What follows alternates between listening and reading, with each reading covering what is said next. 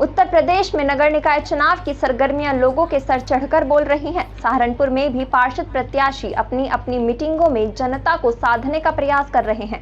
इसी क्रम में सहारनपुर के वार्ड 65 से चौथी बार जीत की तैयारी में जुटे पूर्व सभासद हाजी मोहर्रम अली पप्पू की मीटिंग में जनता का भरपूर समर्थन मिल रहा है।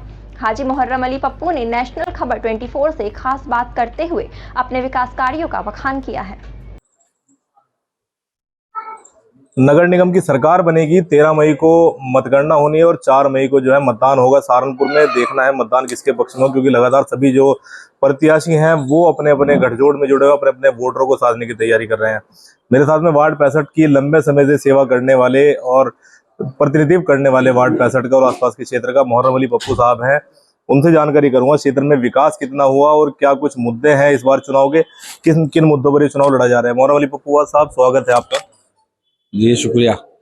चुनाव किन मुद्दों पर होगा, पहला सवाल तो ये मेरा। दरअसल हम चुनाव ईमानदारी से बेसिक जो जरूरत है हमारे समाज की, इलाके के लोगों की, तो हम उसे जहन में रख के लड़ते हैं और हमने साबित करके दिखलाया कि हम पहला चुनाव लड़े 1988-89 में। 2-2.5 साल का बोर्ड चला, फिर बोर्ड सुपरसीट हो गया। उस बोर्ड के अंदर हमने जो वादे किए थे पूरे किए। प्राइमरी स्कूल हमने बनवाया उसी योजना के अंदर, और जब वो वादा पूरा नहीं हो पा रहा था, हमने अपने सेक्टर के लोगों से ज़मीन और मकान के बारे में कहा कि यहाँ स्कूल खुलवाए दें। तो ज़मीन उपलब्ध नहीं हो पाई तो हमने अपना घर लिख के दे दिया। इससे बड़ी बात, इससे बड़ा सबूत कोई हो नहीं सकता।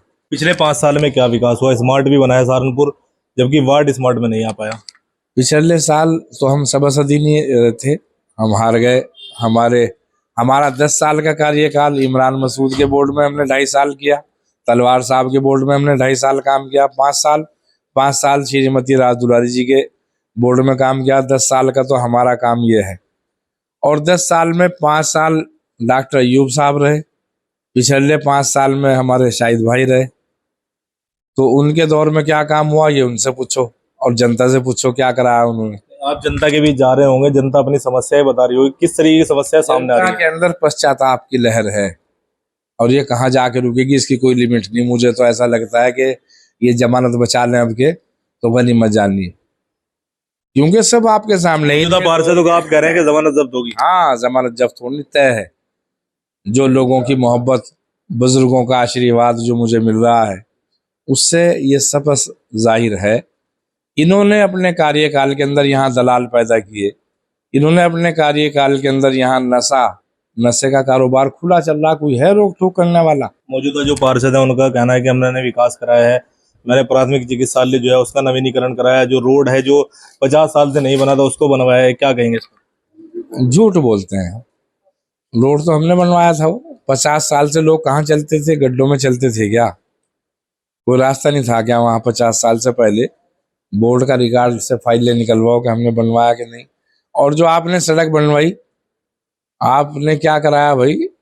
50 लाख रुपए का बोर्ड का नुकसान किया।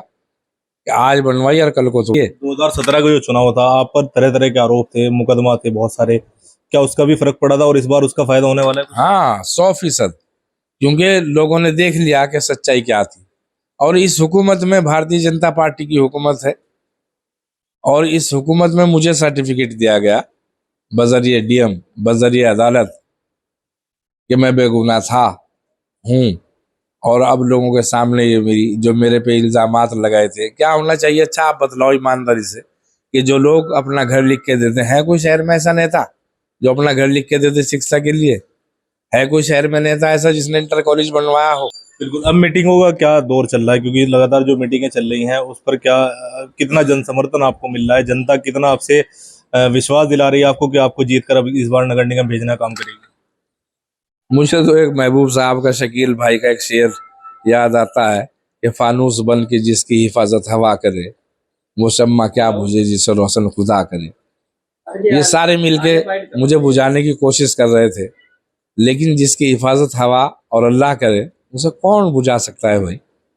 आज लोगों के दिलो दिमाग मेरे साथ सारी बिरादरी है, कुरैशी बिरादरी, पठान बिरादरी, अंसारी बिरादरी, शेखजादे, फकीर, जितनी मुसलमानों की बिरादरियां हैं गर्ज, कोई बिरादरी है ऐसी जो मेरी मीटिंगों में ना आती हो या जो मुझे आशीर्वाद और दुआएं ना दे रही हो? सारे लोग मुझे दुआएं दे रहे हैं। आपके क्या मुद्दे हैं, क्या मुख्य काम जो रह गए इस क्षेत्र में वो कराने वाले हैं आप बहुत आने वाले सारे समय काम ऐसे। सबसे पहला काम तो जो समाज को दूषित किया है, कि जो हमारे बच्चे, जो शरीफ लोग, खानदानी लोग, साहिब जहन लोग, साहिब कैरेक्टर लोग घरों के अंदर बैठे हुए हैं, सबसे पहले तो हम उनसे रिक्वेस्ट करेंगे कि आप ये सोच रहे हैं कि हमारे बच्चे महफूज हैं? जब घर से बाहर निकलेंगे तो वो जो करेक्टरलेस बच्चे हैं वो भी तो यही है और वो भी हमारे हैं।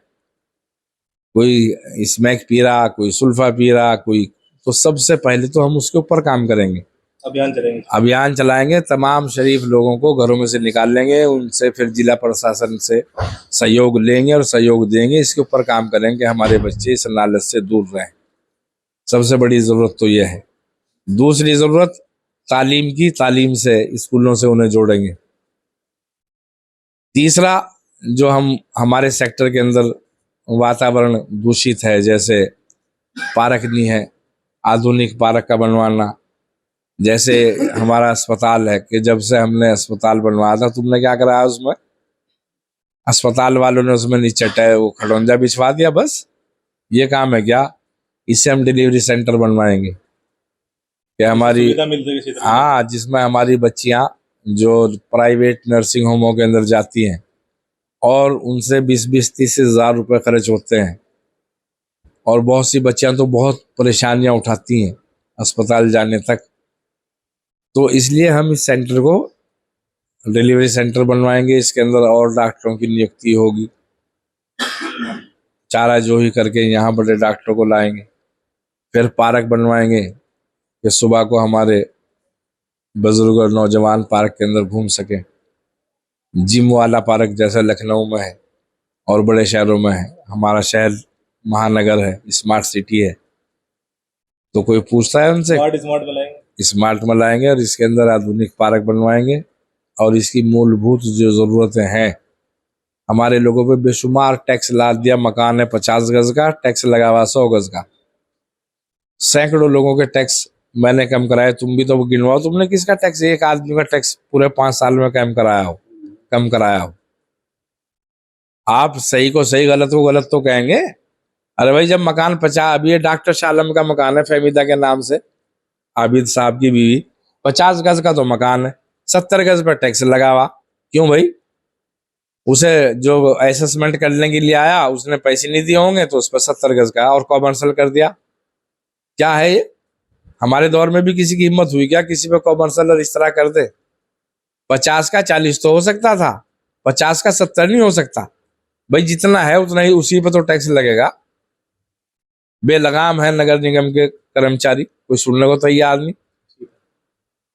ये थे वार्ड 65 के पार्षद प्रत्याशी प्रतिनिधि, माफ कीजिएगा, जो पूरे अपने जो वादे हैं, जो इरादे हैं वो बता रहे हैं। अब जनता ही इसका जवाब देगी। 4 मई को जो मतदान होना है और 13 मई को जो मतगणना होगी उसमें क्या नतीजे आएंगे ये देखना बाकी है। कैमरामैन अंकुर सैनी के साथ ऐसा खबर 24, काशिफ खान, सहारनपुर।